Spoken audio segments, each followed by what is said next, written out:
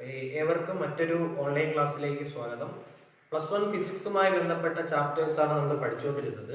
അതിലെ അവസാന ക്ലാസ് വരെ നമ്മൾ സംസാരിച്ചത് യൂണിറ്റ്സ് ആൻഡ് മെഷർമെന്റ്സ് എന്ന രണ്ടാം ചാപ്റ്ററിനെ കുറിച്ചാണ്. ഇതിൽ ഏകദേശം നമ്മൾ ഫിസിക്കൽ ക്വാണ്ടിറ്റീസിനെ കുറിച്ചും ഫിസിക്സിൽ പ്രധാനമായിട്ട് ഉപയോഗിക്കുന്ന സിസ്റ്റംസിനെ കുറിച്ചും CGS, FPS, MKS, SI സിസ്റ്റത്തിനെ കുറിച്ചും SI സിസ്റ്റത്തിൽ വരുന്ന ക്വാണ്ടിറ്റീസിനെ കുറിച്ചും നീളം മെഷർ ചെയ്യുന്നതിനുള്ള വ്യത്യസ്തങ്ങളായ യൂണിറ്റിനെ കുറിച്ചും which means fermi, angstrom, light year, astronomical unit, parallactic second ഇവയെ കുറിച്ചൊക്കെ പഠിച്ചതാണ്. അതുപോലെ അവസാനമായി പറഞ്ഞു നിർത്തിയത് പാരലാക്സ് ആംഗിൾ അല്ലെങ്കിൽ പാരലാക്സ് മെത്തേഡ് വരെയാണ്. ഇനി നമ്മൾ പഠിക്കാൻ പോകുന്നത് ഡയമെൻഷൻ എന്ന് പറയുന്ന ഒരു സെക്ഷനിലേക്കാണ്. പരീക്ഷയ്ക്ക് ചോദ്യങ്ങൾ ഏറെ ചോദിക്കുന്ന ഒരു ഏരിയയാണ് ഡയമെൻഷൻസ്. സാധാരണ ഡയമെൻഷൻ എന്ന മേഖലയാണ് രണ്ടാമത്തെ ചാപ്റ്ററിൽ നിന്നും വളരെ ഫോക്കസ് ചെയ്ത് പ്രാധാന്യം കൊടുത്ത് പഠിക്കേണ്ടത്. ഞാൻ വീണ്ടും പറയുകയാണ്, ഈ ചാപ്റ്ററിൽ നിന്ന് 3 അല്ലെങ്കിൽ 4 മാർക്കിന് ചോദ്യം വരും. ചില തവണ 5 മാർക്കിന് വരെയൊക്കെ ചോദിച്ചിട്ടുണ്ട്. അപ്പൊ അത് ചോദിക്കുന്നത് ഈ ഡയമെൻഷൻ എന്ന ഏരിയയിൽ നിന്നാണ്. നിങ്ങൾ ഏറ്റവും പ്രാധാന്യം കൊടുത്ത് പഠിക്കേണ്ട ഒരു ഏരിയയാണ് ഡയമെൻഷൻ. നമ്മൾ ഇതുവരെ പഠിക്കാത്ത 10ാം ക്ലാസ് വരെ ഈ മേഖലയെ കുറിച്ച് നമുക്ക് അറിയത്തില്ല. അപ്പൊ പുതിയൊരു സെക്ഷനാണ്. അപ്പൊ അതിൻ്റെതായ ഒരു ബുദ്ധിമുട്ടുണ്ടാകാൻ തുടക്കത്തിൽ. എന്നിരുന്നാലും ശ്രദ്ധിച്ചിരുന്നാലും ഒരുപാട് ചോദ്യങ്ങൾ ചെയ്ത് പഠിച്ചാൽ ഇതിൽ നിന്ന് ചോദിക്കുന്ന ചോദ്യങ്ങൾക്ക് എന്ത് ചെയ്യാൻ പറ്റും? ആൻസർ ചെയ്യാൻ പറ്റും. നോക്കുക, എന്താ ഡയമെൻഷൻ എന്ന് പറഞ്ഞാൽ? ഡയമെൻഷൻ എന്ന് പറഞ്ഞാൽ അതൊരു മെത്തേഡാണ്. ഈ ഫിസിക്കൽ ക്വാണ്ടിറ്റി ഫണ്ടമെന്റൽ ക്വാണ്ടിറ്റിയുമായി എങ്ങനെ ബന്ധപ്പെട്ടിരിക്കുന്നു എന്ന് കാണിക്കുന്നതിന് വേണ്ടി ഉപയോഗിക്കുന്ന ഒരു രീതി മാത്രമാണ് ഡയമെൻഷൻ അല്ലെങ്കിൽ ഡയമെൻഷണൽ ഫോർമുല. ഡെഫിനിഷൻ ഒന്നും ഒരിക്കലും ചോദിക്കത്തില്ല, ഡയമെൻഷൻ എന്താണെന്നൊന്നും ചോദിക്കത്തില്ല. എന്നിരുന്നാലും പഠിക്കുന്ന ഒരാൾ എന്ന നിലയിൽ നമ്മൾ ഡയമെൻഷൻ എന്താണെന്ന് എന്ത് ചെയ്യുക, മനസ്സിലാക്കുക. The expression which shows the relation of a physical quantities with the fundamental quantities. Fundamental quantities എങ്ങനെ physical quantities എങ്ങനെ fundamental quantitiesമായി ബന്ധപ്പെട്ടിരിക്കുന്നു എന്ന് കാണിക്കുന്ന ഒരു രീതിയാണ് ഡയമെൻഷൻ.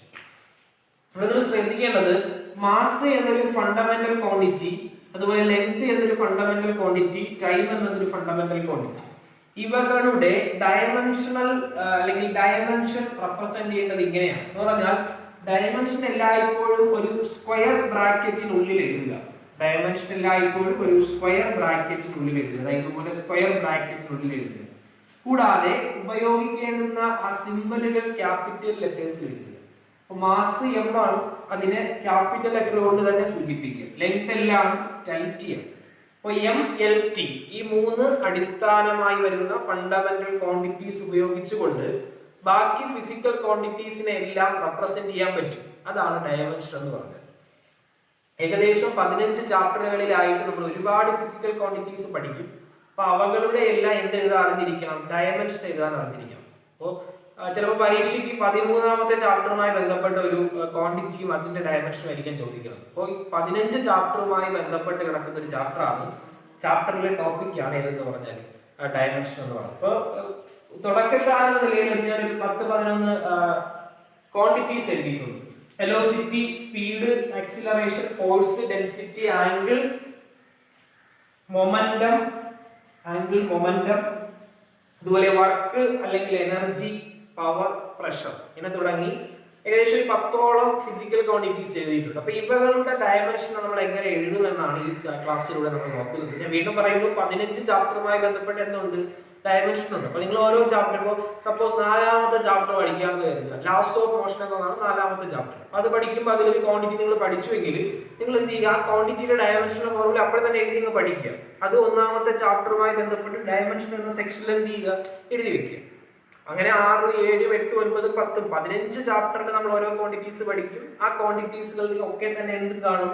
ഡയമെൻഷനും കാണും. അപ്പോൾ ശ്രദ്ധിച്ചിരുന്ന ഈ അടിസ്ഥാനമായിട്ട് വരുന്ന കുറച്ച് ക്വാണ്ടിറ്റീസ് ഉണ്ട്. അത് എഴുതാൻ അറിയാമെങ്കിൽ, അത് എഴുതാനുള്ള രീതി മനസ്സിലായി എങ്കിൽ ഈ പറയുന്ന ബാക്കി എല്ലാ ക്വാണ്ടിറ്റീസും നമുക്ക് എന്ത് ചെയ്യാൻ പറ്റും? സ്വന്തമായി തന്നെ എഴുതാൻ പറ്റും. ശ്രദ്ധിക്കുക, മാസിന്റെ ഡയമെൻഷൻ M ആണ്, ലെങ്തിന്റെ L ആണ്, ടൈമിന്റെ T ആണ്. അടുത്തൊരു ക്വാണ്ടിറ്റിയാണ് ഞാൻ പറഞ്ഞ വെലോസിറ്റി എന്ന് പറഞ്ഞ വെലോസിറ്റി. ഇപ്പോ ഒരു ക്വാണ്ടിറ്റിയുടെ ഡയമെൻഷൻ എഴുതണമെങ്കിൽ നിങ്ങൾ ആ ക്വാണ്ടിറ്റിയുമായി ബന്ധപ്പെട്ട് വരുന്ന ഒരു ഫോർമുല മനസ്സിലാക്കണം. വെലോസിറ്റി എന്ന് പറഞ്ഞാൽ ഡിസ്പ്ലേസ്മെന്റ് ബൈ ടൈം ആണ്. വെലോസിറ്റി ഡിസ്പ്ലേസ്മെന്റ് ബൈ ടൈം ആണ്. എന്താ ഡിസ്പ്ലേസ്മെന്റ് എന്ന് പറഞ്ഞാൽ സ്ഥാനാന്തരം. സ്ഥാനാന്തരം ബൈ സമയമാണ് velocity. Velocity displacement by time ആണ്. ഇനി എങ്ങനെ വെലോസിറ്റി ഡയമെൻഷൻ എഴുതി നോക്കി. ഡിസ്പ്ലേസ്മെന്റ് എന്ന് പറഞ്ഞാൽ അത് നീളമല്ലേ, സ്ഥാനാന്തരം എന്ന് പറഞ്ഞാൽ ഒരു ദൂരമല്ലേ. അപ്പൊ ലെങ്ത്തിന്റെ ഡയമെൻഷൻ എഴുതുക. അപ്പൊ ഡിസ്പ്ലേസ്മെന്റിന്റെ ഡയമെൻഷൻ എന്ന് പറഞ്ഞാൽ L ആണ് ഡിവൈഡഡ് ബൈ ടൈം. ടൈമിന്റെ ഡയമെൻഷൻ ആരാ, അത് T ആണ്. T എഴുതുക. ഓക്കേ, L എന്ന് റെപ്രസെന്റ് ചെയ്താൽ അതിന്റെ അർത്ഥം L⁻1 എന്നാണ്. T എന്ന് റെപ്രസെന്റ് ചെയ്താൽ അതിന്റെ അർത്ഥം T⁻1 എന്നാണ്. അപ്പോ റൈസ് ടു പവർ 1 ആയതുകൊണ്ടാണ് ഞാൻ ഇവിടെ എന്ത് ചെയ്യാത്തത്, റെപ്രസെന്റ് ചെയ്യാത്തത്. അപ്പൊ എന്ത് ചെയ്യുക, ഡിനോമിനേറ്റർ ഛേദത്തിലുള്ള T എന്ത് ചെയ്യുക, അംശത്തിലേക്ക് കൊണ്ടുവരിക. അങ്ങനെ കൊണ്ടുവരുമ്പോൾ ഇതിന്റെ പവർ മൈനസ് ആയിട്ട് മാറും. മൈനസ് ആയിട്ട് മാറിയാൽ T⁻1 ആവും. ഒരുമിച്ച് എഴുതിയാൽ LT⁻1. ഇതാണ് വെലോസിറ്റിയുടെ ഡയമെൻഷൻ. അപ്പോൾ മാസ് m ആണ്, ലെങ്ത് L ആണ്, ടൈം T ആണ്, വെലോസിറ്റിയുടേത് LT⁻1 ആണ്. പിന്നീട് ഞാൻ ചോദിക്കുമ്പോൾ വെലോസിറ്റി ഡയമെൻഷൻ എന്ന് ചോദിക്കുമ്പോൾ നിങ്ങൾ ഡിസ്പ്ലേസ്മെന്റ് ബൈ ടൈം അങ്ങനെ എഴുതി കണ്ടുപിടിക്കുന്ന രീതി മറന്നിട്ട് വെലോസിറ്റിയുടെ ഡയമെൻഷൻ LT⁻1 ആണ് എന്ന് പെട്ടെന്ന് പറയുന്ന രീതിയിലേക്ക് എന്ത് ചെയ്യുക, എത്താം. അടുത്ത രണ്ടാമത്തെ ക്വാണ്ടിറ്റി ആണ് സ്പീഡ്. സ്പീഡുമായി ബന്ധപ്പെട്ട് ഡയമെൻഷൻ എങ്ങനെ എഴുതുന്നു നോക്കിയേ. സ്പീഡ് എന്ന് പറഞ്ഞാൽ പഠിച്ചിട്ടുണ്ട്, അത് ദൂരം ബൈ സമയമാണ്. ഡിസ്റ്റൻസ് ബൈ ടൈം ആണ് സ്പീഡ്. ഡിസ്റ്റൻസിന്റെ ഡയമെൻഷൻ ലെങ്ത്തിന്റെ ഡയമെൻഷൻ ഈക്വൽ അല്ലേ. അപ്പൊ എന്തെന്ന് എഴുതാം, L എന്ന് എഴുതാം. ടൈം ആരാ, ടൈം T ആണ്. ഈ ഡിനോമിനേറ്ററിലുള്ള T ന്യൂമറേറ്ററിൽ വരുമ്പോൾ പവർ -1 ആവും. ചേർത്ത് എഴുതുമ്പോൾ LT⁻1 എന്ന്. ഇതാണ് വെലോസിറ്റിയുടെ ഡയമെൻഷൻ LT⁻1 ആണ്, സ്പീഡിന്റെ LT⁻1 ആണ്.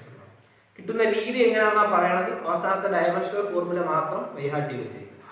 ഇനി ഇവിടെ മറ്റൊരു കാര്യം കൂടെ ശ്രദ്ധിക്കേണ്ടതുണ്ട്. എപ്പോഴും ഡയമെൻഷണൽ ഫോർമുല പറയുമ്പോൾ MLT എന്ന ഫോമിലാണ് വരേണ്ടത്. ഇതൊരു റൂളാണ്. അപ്പൊ ഇവിടെ LT⁻1 ആണ്. എമ്മിന് പവർ ഇല്ല. മീൻസ് അവിടെ പവർ 0 ആണ്. എന്ന് പറഞ്ഞാൽ M0 LT⁻1 ആണ് സത്യത്തിൽ വെലോസിറ്റിയുടെ ഡയമെൻഷൻ. M0 ഒന്നായതുകൊണ്ട് എന്ന് എഴുതിയാലും മതി, LT⁻1 എന്ന് എഴുതിയാലും മതി. അപ്പോ വെലോസിറ്റിക്ക് LT⁻1 എന്ന് റെപ്രസെന്റ് ചെയ്യാം. അതുപോലെ M0 LT⁻1 എന്ന് റെപ്രസെന്റ് ചെയ്യും. സാധാരണയായിട്ട് ഒരു എളുപ്പ രീതി എന്ന നിലയ്ക്ക് LT⁻1 എന്ന് മാത്രമാണ് എല്ലായ്പ്പോഴും നമ്മൾ എന്ത് ചെയ്യുന്നത്, റെപ്രസെന്റ് ചെയ്യുന്നത്. പക്ഷെ അതിന്റെ റൂള് M0 LT⁻1 എന്ന് എഴുതുക എന്നുള്ളതാണ്. അപ്പൊ അതുപോലെ ഇതിനെ നമുക്ക് എന്ത് ചെയ്യാം, LT⁻1 അല്ലേ, എമ്മിന്റെ ടേമില്ല. അപ്പോൾ M0 LT⁻1 എന്നത് എഴുതാം -1. അപ്പൊ ആദ്യ രണ്ട് ക്വാണ്ടിറ്റിയും അവയുമായി ബന്ധപ്പെട്ട് എന്ത് പഠിച്ചു, ഡയമെൻഷനും പഠിച്ചു. അടുത്ത മൂന്നാമത്തെ ക്വാണ്ടിറ്റിയാണ് ആക്സിലറേഷൻ എന്ന് പറയുന്നത്. ആക്സിലറേഷൻ എങ്ങനെ ചെയ്യുന്നത്? ആക്സിലറേഷൻ മീൻസ് ആക്സിലറേഷൻ മലയാളത്തിൽ നമ്മൾ ത്വരണം എന്നറിയുന്നത്. 10ാം ക്ലാസ് വരെ നമ്മൾ ത്വരണം എന്നാ പഠിച്ചത്. ആക്സിലറേഷൻ എന്ന് പറഞ്ഞാൽ വെലോസിറ്റി ബൈ ടൈം ആണ്. വെലോസിറ്റി ബൈ ടൈം നമുക്ക് പഠിച്ചതിന്റെ ഡയമെൻഷൻ എഴുതാം. വെലോസിറ്റി എമ്മിന്റെ ടൈമിലല്ലോ, M0 LT⁻1. Speed M0 LT⁻1. Acceleration velocity by time ആണ്. അപ്പൊ നിങ്ങൾ വെലോസിറ്റിയുടെ ഡയമെൻഷൻ എഴുതുക, ഡിവൈഡഡ് ബൈ ടൈമിന്റെ ഡയമെൻഷൻ ചെയ്യുക. വെലോസിറ്റി ഡയമെൻഷൻ ഏതാ, M0 LT⁻1 ആണ്. അതിന് LT⁻1 എന്ന് എഴുതിയാലും മതി. അപ്പൊ എങ്ങനെ എഴുതാം, LT⁻1 divided by time. Time ആരാ, അത് ടൈം T ആണ്. T⁻1 ആണ്, T കൊണ്ട് റെപ്രസെന്റ് ചെയ്താൽ. ഡിനോമിനേറ്ററിലുള്ള T എന്ത് ചെയ്യുക, ന്യൂമറേറ്ററിലേക്ക് കൊണ്ടുപോകുക. അങ്ങനെ കൊണ്ടുപോകുമ്പോൾ പവർ T⁻1 ആയിട്ട് മാറും. അപ്പൊ ഇവിടെ LT⁻1 കൊണ്ട് ഈ T⁻1 മുകളിലേക്ക് വരും. T⁻1 ന്യൂമറേറ്ററിലേക്ക് വരുമ്പോൾ T⁻1 ആവും.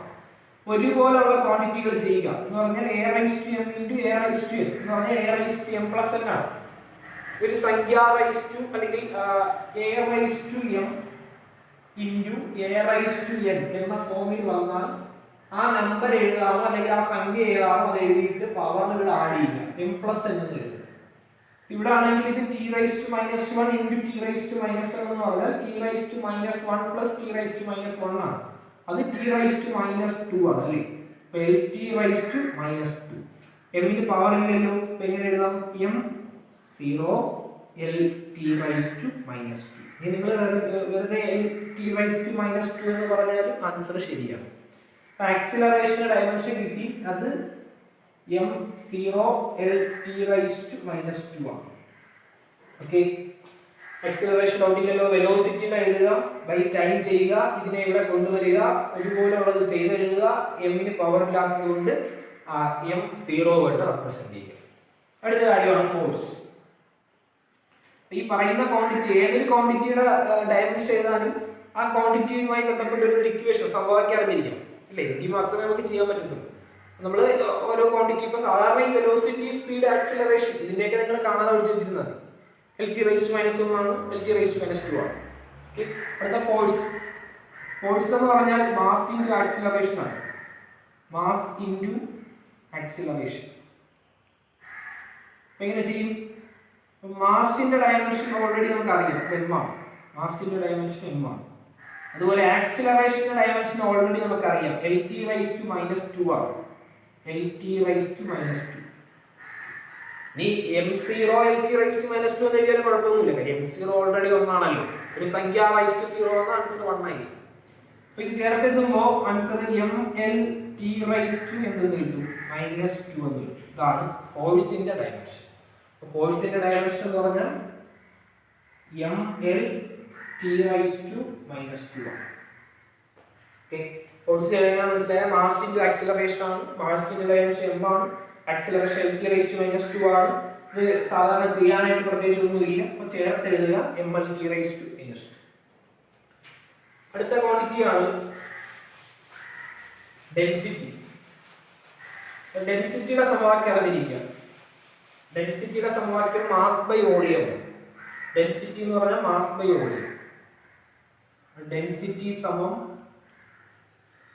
Mass by volume. മാസിന്റെ ഡയമെൻഷൻ അറിയാം, അത് m ആണ്.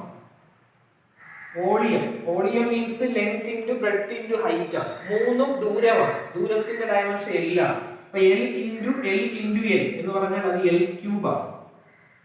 ഡിനോമിനേറ്ററിലുള്ള l ക്യൂബ് ന്യൂമറേറ്ററിലേക്ക് വരും. അപ്പോൾ റൈസ് ടു പവർ മൈനസ് ആയി മാറും, m into l raise to minus 3. ടിയുടെ ടൈം ഇല്ലല്ലോ, അപ്പൊ t റൈസ് ടു എന്തെന്ന് എഴുതാം? ഇതുവരെ എഴുതിയാൽ മതി, ശരിയാണ്. ടിയുടെ പവർ ഇല്ലാത്തത് കൊണ്ട് നമ്മൾ ml raise to minus 3 t raise to 0 എന്ന് എഴുതും. അപ്പോൾ ഡെൻസിറ്റിയുടെ dimension ml raise to minus 3 t raise to 0. പിന്നെ ഞാൻ പറയുവാണ്, t റൈസ് ടു 0 എഴുതിയില്ല, ഇതുവരെ എഴുതിയാലും ആൻസർ ശരിയാണ്. അതിന്റെ ഒരു രീതി mlt എന്നൊരു ഫോമിലാക്കി എഴുതുക എന്നുള്ളതാണ്. അടുത്ത കാര്യമാണ് ആംഗിൾ.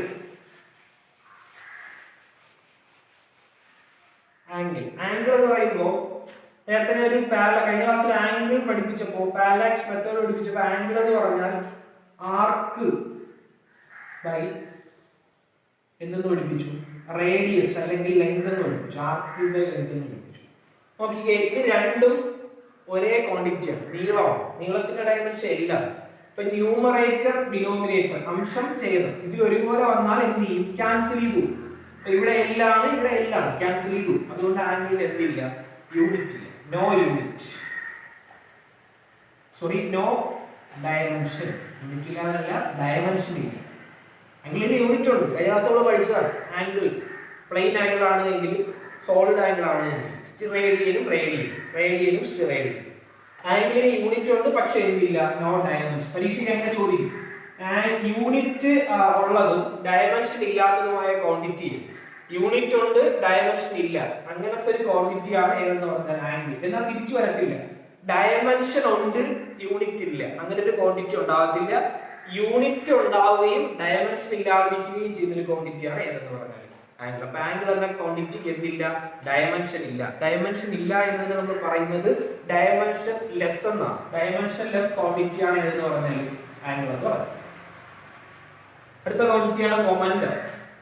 മൊമെന്റം ഇതൊക്കെ ഓരോ ചാപ്റ്ററിലായി നമ്മൾ പഠിക്കും കേട്ടോ. മൊമെന്റം ഒക്കെ നമ്മൾ പഠിക്കുന്നത് 4-5 ചാപ്റ്റർ, 4ാമത്തെ 5ാമത്തെ ചാപ്റ്ററിലൊക്കെയാണ് നമ്മൾ മൊമെന്റത്തെ കുറിച്ചൊക്കെ പഠിക്കുന്നത്. പക്ഷെ നമ്മളത് ഡയമെൻഷൻ പഠിക്കാൻ വേണ്ടി അതിലേക്ക് ജസ്റ്റ് ഒന്ന് എടുക്കുന്നത് മാത്രമേ ഉള്ളൂ.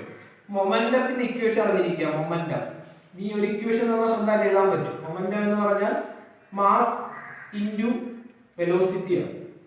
മൊമെന്റം എന്ന് പറഞ്ഞാൽ മാസ് ഇൻറ്റു വെലോസിറ്റി. അപ്പോൾ മാസിന്റെ ഡയമെൻഷൻ എഴുതുക. മാസിന്റെ ഡയമെൻഷൻ m ആണ്. വെലോസിറ്റി എന്ന് പറഞ്ഞാൽ Lt⁻⁻1 ആണ്. m0 എഴുതിയില്ലെങ്കിൽ കുഴപ്പമില്ല. എഴുതുമ്പോൾ Lt⁻⁻1 ചേർത്തെഴുതിയാൽ mLt⁻⁻1. ഓക്കെ, മൊമെന്റത്തിന്റെ ഡയമെൻഷൻ mLt⁻⁻1. ഡൗട്ട് ഒന്നും. അടുത്ത വർക്ക് അല്ലെങ്കിൽ എനർജി. വർക്ക്, എനർജി, ഹീറ്റ് ഇവയ്ക്കൊക്കെ സെയിം ഡയമെൻഷൻ ആണ്. ഒരുപോലെ ഡയമെൻഷൻ വരുന്ന കുറെ ക്വാണ്ടിറ്റി എഴുതാൻ പരീക്ഷയിൽ ചോദിച്ചാൽ നിങ്ങൾ വർക്ക് എഴുതുക, എനർജി എഴുതുക, ഹീറ്റ് എഴുതുക. ഇതൊക്കെ തന്നെ ഒരേ ഡയമെൻഷൻ ഉള്ളതാണ്. അപ്പോൾ വർക്കിന്റെ ഇക്വേഷൻ അറിയുക. വർക്ക് എന്ന് പറഞ്ഞാൽ ഫോഴ്സ് ഇൻറ്റു ഡിസ്പ്ലേസ്മെന്റ് ആണ്. നമ്മൾ വർക്ക് എനർജി പവർ എന്നൊരു ചാപ്റ്റർ ഉണ്ട്. അതിൽ നമ്മൾ ഈ വർക്കിനെ കുറിച്ച് പഠിക്കും. ഞാൻ വീണ്ടും പറഞ്ഞു, അതിന്റെ ഒരു വർക്കാണ് ഇങ്ങോട്ട് നമ്മൾ എടുത്തിട്ടുള്ളത് ഈ ഡയമെൻഷൻ പഠിക്കാൻ വേണ്ടിയിട്ട്. ഫോഴ്സിന്റെ ഡയമെൻഷൻ എഴുതുക. ഫോഴ്സിന്റെ ഡയമെൻഷൻ mLt⁻⁻2 ആണ്. ഫോഴ്സ് mLt⁻⁻2 ആണ്. ഇൻറ്റു ഡിസ്പ്ലേസ്മെന്റ് എന്ന് പറഞ്ഞാൽ നീളമാണ്, നീളത്തിന്റെ L ആണ്. അപ്പോൾ mLt⁻⁻2 ഇൻറ്റു L എന്ന് വരും. ചെയ്യുമ്പോൾ ആൻസർ mL²t⁻². എങ്ങനെയാ വന്നത്? എമ്മിന് പ്രത്യേകിച്ച് വേറെ ടേം ഒന്നുമില്ല. പക്ഷേ L⁻1 ഇൻറ്റു L⁻1 എന്ന് പറഞ്ഞാൽ അത് L²